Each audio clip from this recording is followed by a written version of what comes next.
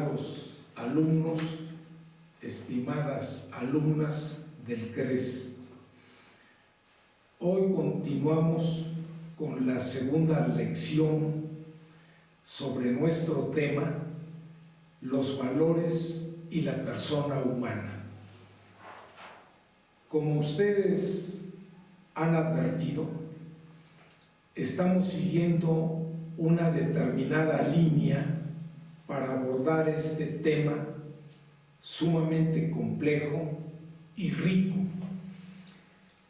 Muchas otras cosas podrían decirse sobre este tema, pero aquí nos centramos en lo que estimamos pertinente de acuerdo a los objetivos de nuestro curso.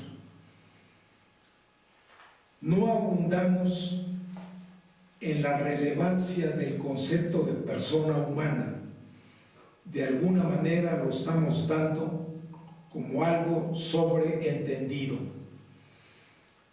No obstante, no está de más recordarles a ustedes que la persona es el valor máximo en la cultura,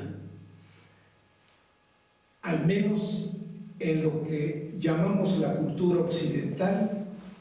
La persona humana es una cima a la que se llegó después de un desarrollo de más de 2000 años.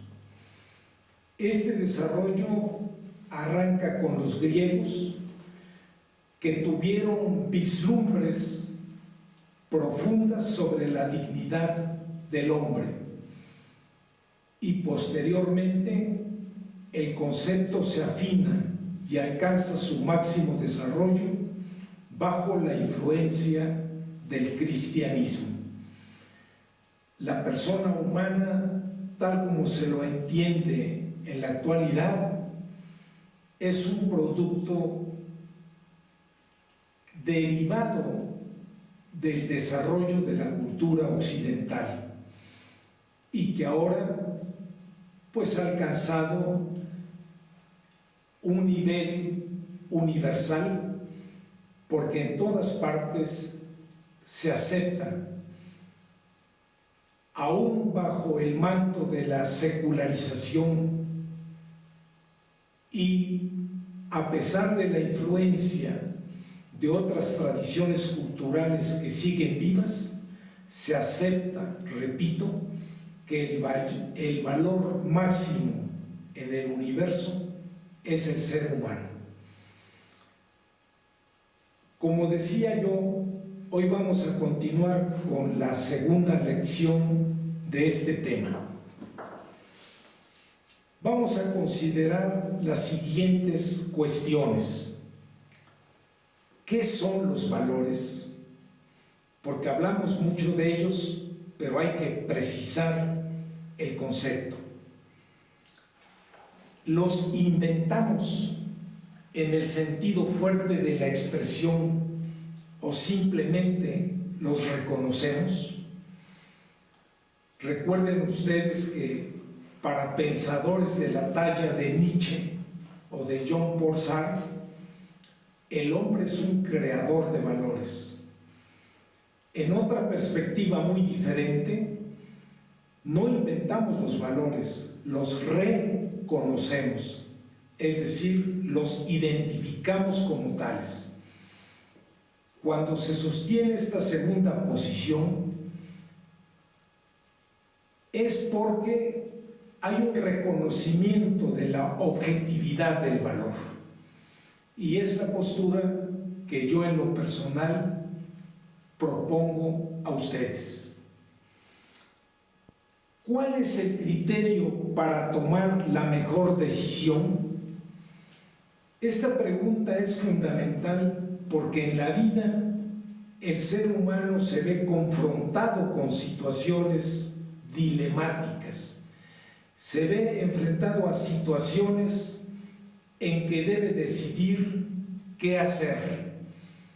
A veces estamos perplejos ante una situación problemática y tenemos que acudir al análisis, a la observación, al discernimiento éticos para tomar finalmente la decisión que creemos más adecuada. Y por último, otra pregunta: ¿cuáles son los valores básicos que los hombres deben comprender y necesitan compartir para alcanzar una convivencia digna y verdaderamente humana?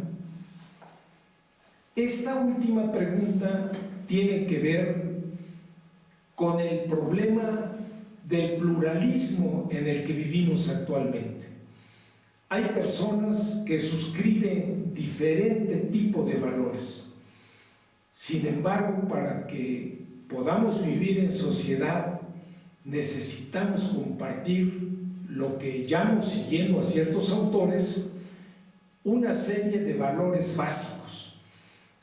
La convivencia no sería posible si cada quien siguiera una ruta diferente.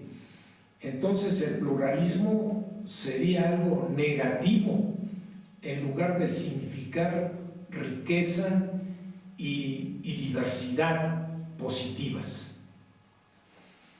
Hay sin duda otras preguntas interesantes, pero yo me conformaré esta vez con ofrecer a ustedes algunas respuestas a las que acabo de formular desde una posición que integra tesis del personalismo con la nueva antropología filosófica.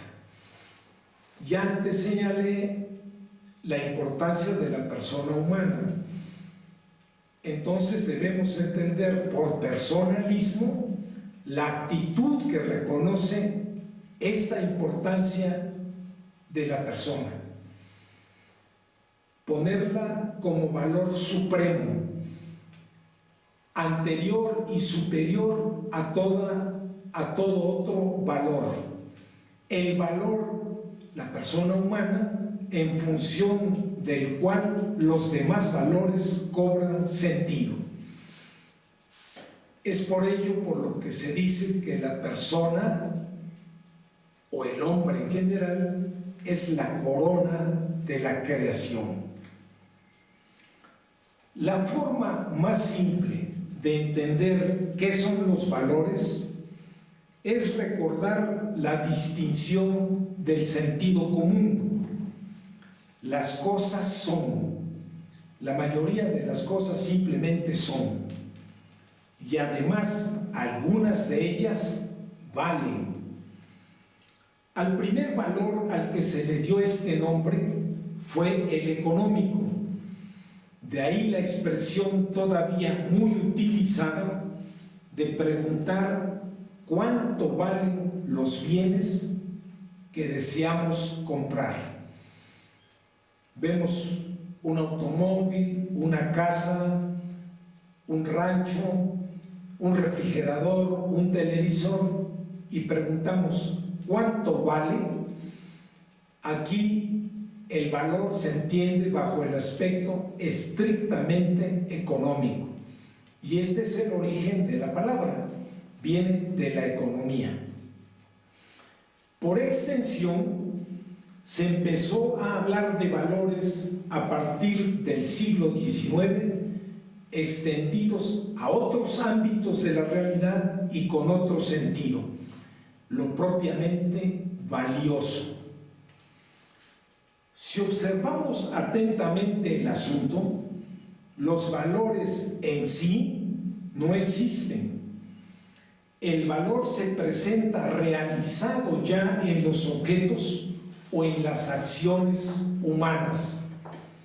La belleza, por ejemplo, así en general, no está en ninguna parte, salvo que profesemos alguna forma de platonismo, es decir, que pensamos que exista la idea de la belleza en sí.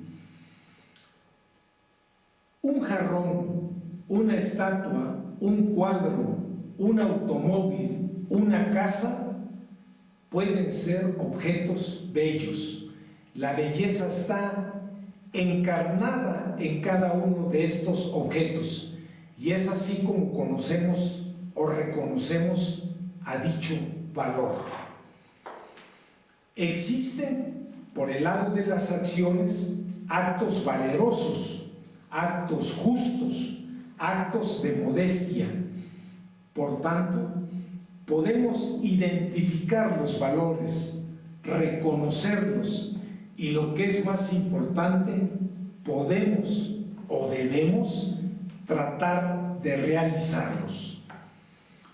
Aquí estoy enfatizando con esto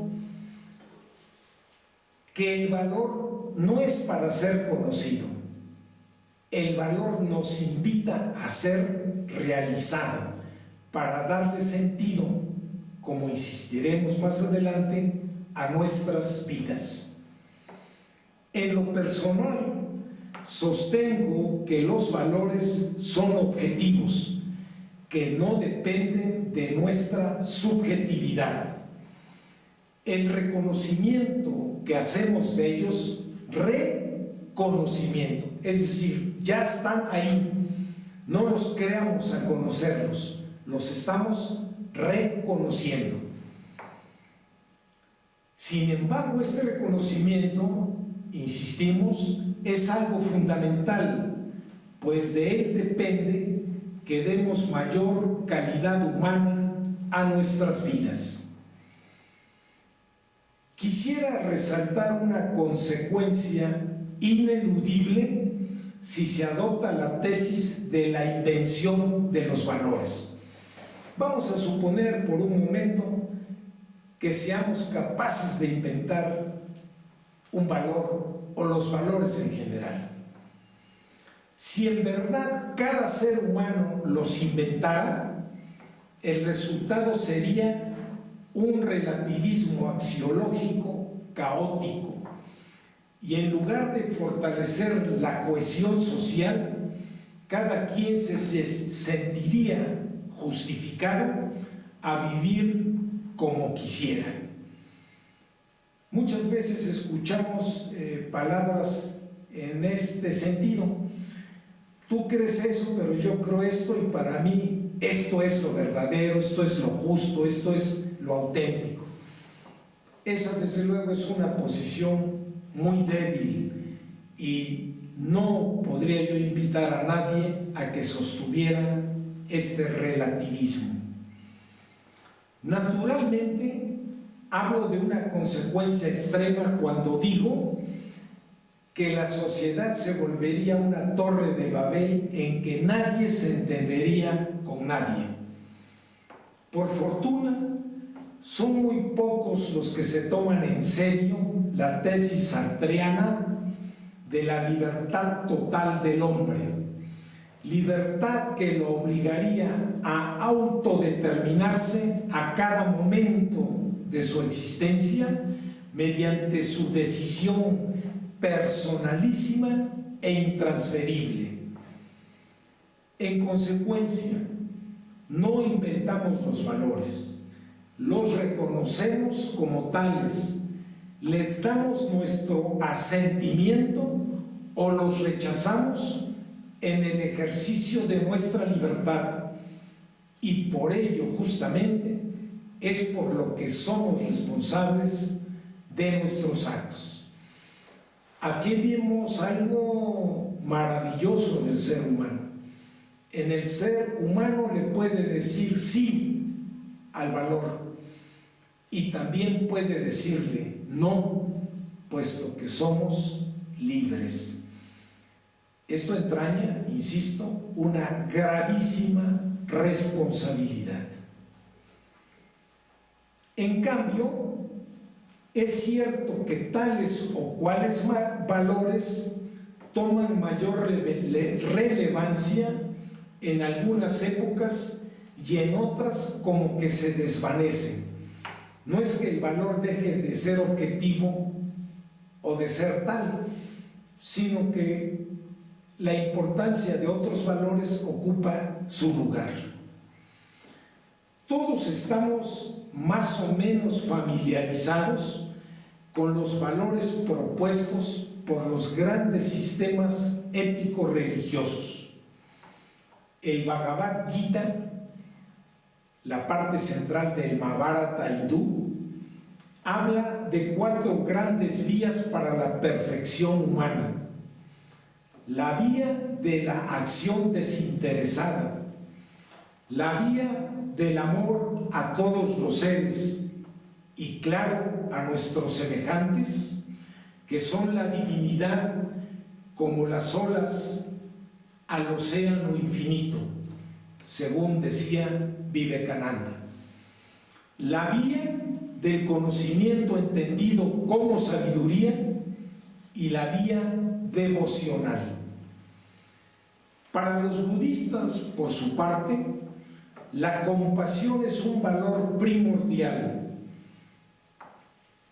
Más aún, es el valor por excelencia, pues se nos impone desde el momento mismo en que comprendemos que en su esencia el existir implica sufrimiento. Nuestros semejantes y en general el resto de los vivientes están atados, como cada uno de nosotros, a la rueda de la vida, y eso los condena al dolor físico y moral, hasta en tanto no alcancen, piensa el budismo, el estado de liberación definitiva, que no es otra cosa que apagar el deseo de vivir. Vivir entonces para el budismo es una pasión y como tal conlleva sufrimiento y dolor. Estamos en este caso ante un pensamiento de la renuncia. En cambio, el mensaje del cristianismo es el amor a nuestros semejantes, y esto es el reconocimiento de que el otro es nuestro hermano. Frente al rigorismo de la moral del Antiguo Testamento, los 4 evangelios representan el ejemplo de un Dios que se encarna en un momento de la historia para introducir en ella un principio salvífico. Y esto lo hace Dios de manera gratuita, solo por amor a los hombres.